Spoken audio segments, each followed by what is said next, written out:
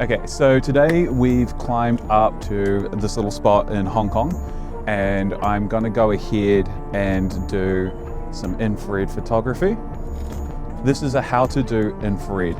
Now, there is no true, real, fully infrared film anymore. The reason being is that most infrareds or pseudo-infrared films only go to about 750 nanometers, which isn't the really deep infrared spectrum like the 950 nanometer HIE made by Kodak. The best film stock you can buy these days is Rollei's Infrared, which is based on an old AGFA formula.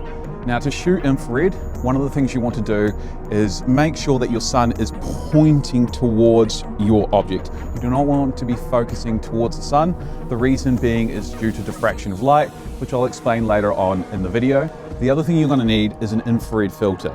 This is because the film inside the camera here is not only sensitive to that near infrared spectrum, but also it is sensitive to normal light. By using this infrared pass filter, it will allow normal light to be blocked and then the infrared light to go through, and you'll be able to go ahead and take an infrared photo. The thing about this though is that it reduces the amount of light in total. What happens is you end up with a lot less sensitive film, so you'll be shooting around 1 second at f8 on a bright sunny day. So as I've just mentioned, we're currently in Hong Kong and we're at the Lovers Rock, and well, unfortunately, I've got a bit of an issue with my tripod at the moment. The little mount head here is not stable. I tightened it not recently, but I would never buy a K&F concept tripod ever again. They are terrible. So what I've done is, just so that I don't get any shake in my image, is I've gone ahead and put the little self timer on there so it will stabilize before I take the shot, because it is going to be taken at 1 second. I'm going to go ahead and focus at affinity. That way I should basically get everything in shot. Technically with infrared it does focus at a different wavelength, but this camera here does not allow me to go ahead and really deal with that. And I generally find when you go ahead and shoot at f8 and infinity that generally most things are in focus anyway. So here we go.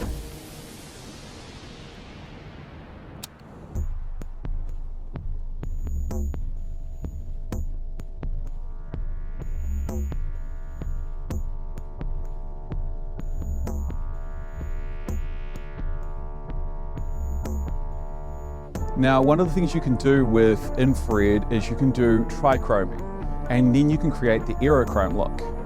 So what I'm going to do is I'm going to take that photo again in just a moment, and then I'm going to take another photo with a red filter and then another photo with a green filter. The infrared is going to become my red channel, my red is going to become my green channel, and my green is going to become my blue channel. And that is how I'll be able to go ahead and turn this into an aerochrome-like photo.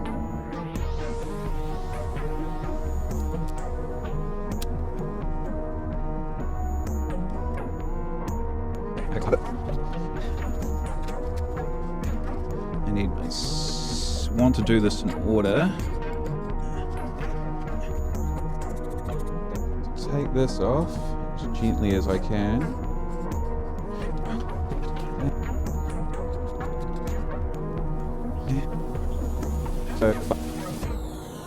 So before you put the filter on, you're going to need to go ahead and meter. So I will say this is probably around 250th. Let me double check. Okay, I was right. Luckily, it's not my first rodeo. This whole setup is terrible. Everything's not tight, everything's moving. Ugh, arsehole. Honestly, K&F make the fucking worst tripods I've ever had. I literally tightened that tripod a week ago, and the fucking head is loose. It means now I have to waste time going ahead and finding a hardware store to buy an Allen key. Note to self, always bring an Allen key with you if you ever buy shit tripods. Sweet. Generally 1/25th of a second is what happens if you put the green filter on there. Try to do that as calmly as possible, and then poof. That will be my very first trichrome photo. Hopefully it looks good, but there's no guarantees considering my current situation with my gear.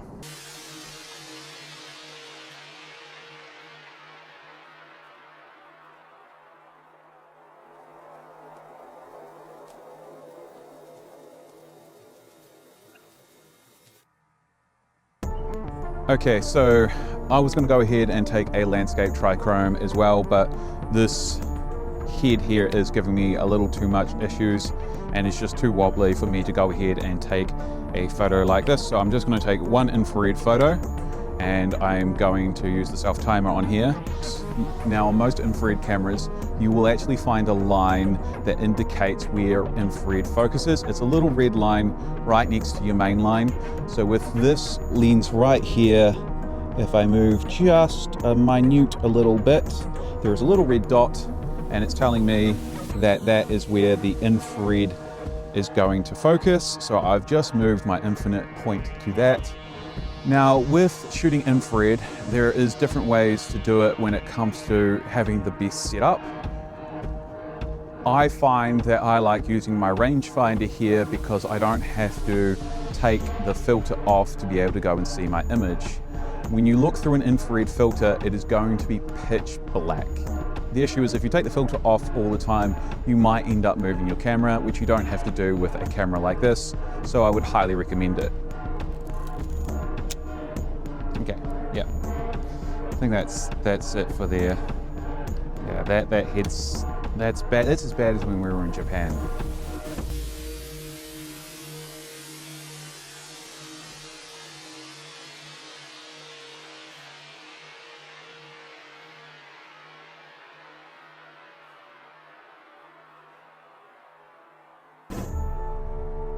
So this is me on the 21st of February in 2025, a whole month later, dropping in on Past Me's video, and there's a reason why.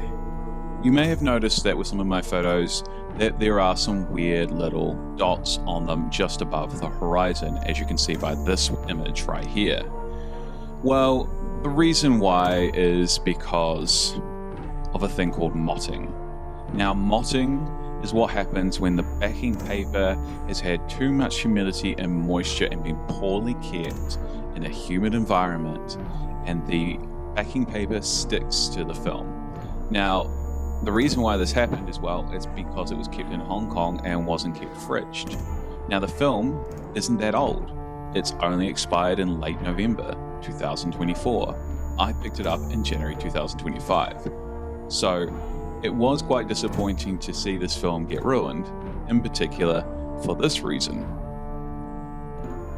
See here, I saw that it was at such a good price to buy myself quite a few rolls, because at the end of every month, I'm going to be going ahead and doing a video on how to shoot infrared in creative and different ways, and talking about infrared film in particular because it is one of my favorite forms of film photography.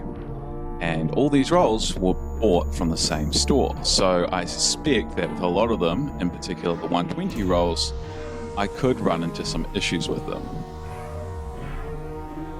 Now, do I think it's pretty crappy that the film store didn't go ahead and store the films properly as they should, so that when customers buy them with their hard-earned money, that they can go ahead and have a basically issue-free experience, especially with just newly expired film, which should be just fine? Well, yeah, I think that's pretty shitty, but it is what it is, and humidity's a son of a bitch sometimes.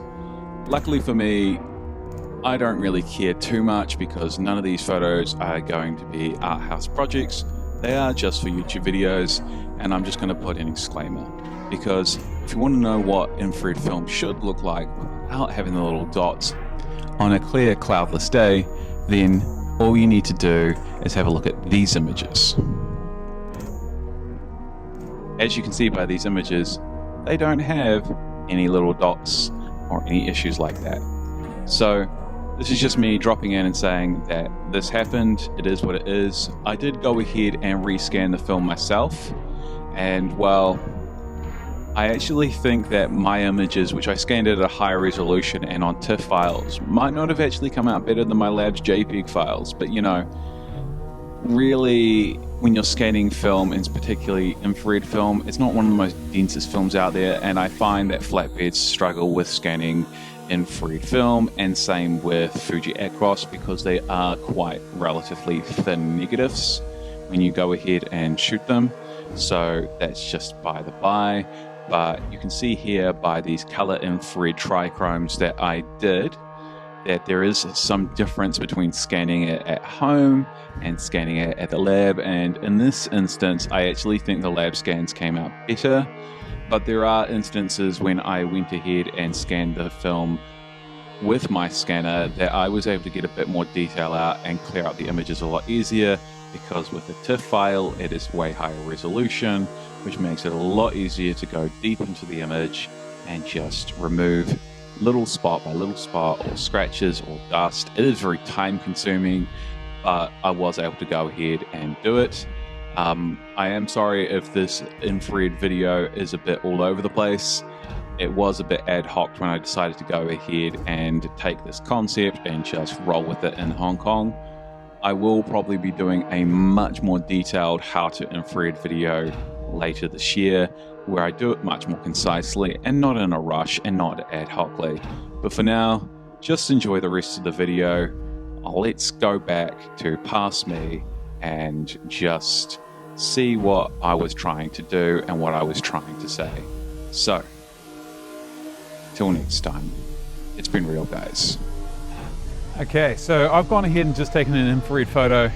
A lot of people I find when they take infrared photos, they tend to go ahead and just take photos of foliage and some black sky, or they take photos of really mundane things, thinking that if you take photos of something mundane in an unmundane way, that it somehow makes for an excellent photo, and that's really not true. Just because you take it with, aerochrome or lomochrome purple or something, does not necessarily mean you'll actually make a better photo. Occasionally, once in a while, yes, it will go ahead and enhance the photograph. But generally, that is not actually the case. You do need to understand what you're photographing, and that does mean understanding some technique. But what that means is that once you understand that technique, you can go ahead and use it to take a actually good photograph, or at least in your opinion, a good photograph. So one of the things about infrared light is, as I've mentioned, you want to take the photo with the infrared light not being the source straight from the sun. You want to take it to whatever the sun's beaming onto. So the sun right now is beaming behind me from that way on towards the city. So I want to go ahead and take a photo towards the city. But the other thing too that infrared does that a lot of people don't really play into, and I don't understand why, considering most humans live near bodies of water, is the fact that the water turns black. I find that if you go ahead and take a photo where the sky is a clear day like today, they're a little bit foggy because it's Hong Kong, and then you've got the water down below, the water will turn black, the sky will turn black, and then the city will sit like it's floating in darkness. And I think that makes a cool and interesting photo, and is something of a series that I've been trying to photograph for a while. So I've gone ahead and taken a portrait photo of Hong Kong with that in mind. And now what I'm going to go ahead and do is try take a trichrome photo. So I'm going to take the photo again at 1 second at f8, and then I'm going to take another photo with the red filter and another photo with the green filter. So now those boats are out of my way, I should be able to go ahead and do that. Wait till that boat's disappeared. So now I've taken a photo with the green filter, a photo with the red filter, and a photo with the infrared filter. Then I have my green, my blue, and my red, and I should get a trichrome photo out of this.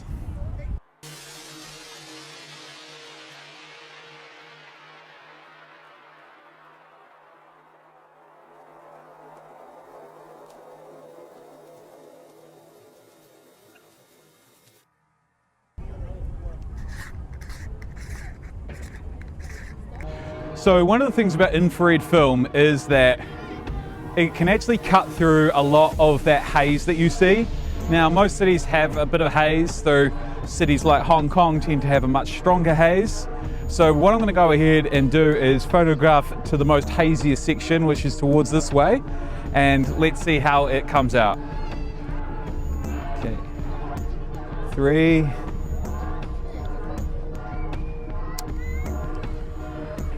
Now you should see, hopefully with that photo, that you'll be able to get much more defined mountains in the background than what you can currently see right behind me right now.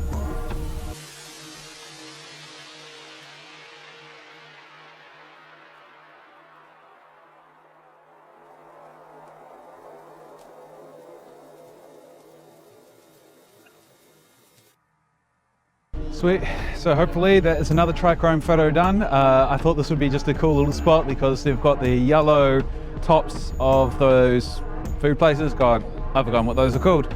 And then you've got the green shrubbery, and then you've got the flags. The flags will probably have moved quite a bit during the trichrome process, but it is what it is. And yeah, that's kind of something that you can do with infrared photography.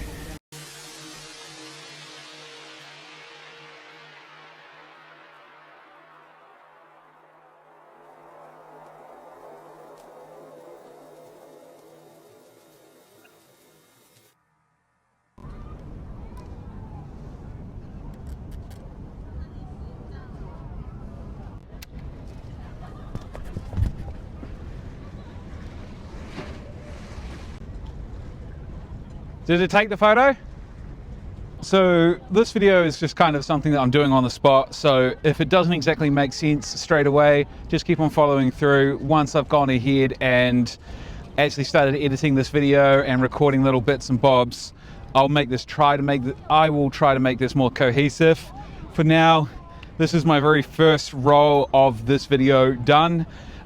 We will see how tomorrow goes. Anyway, it's been real, guys.